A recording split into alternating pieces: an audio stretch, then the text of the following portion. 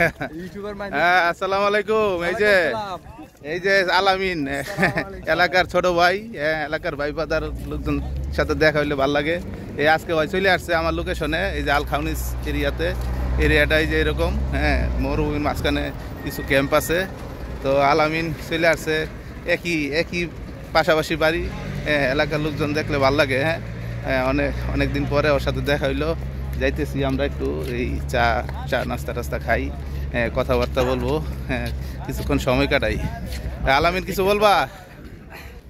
আমার বলার একটা উদ্দেশ্য হচ্ছে যে সালাম ভাই আসছে, আমি আসলে কাজের ব্যস্ততায় আর কি, সালাম ভাই নিজেও জানে যে মানে ডিউটি করলে কি একটা অবস্থা মানে থাকতে হয়।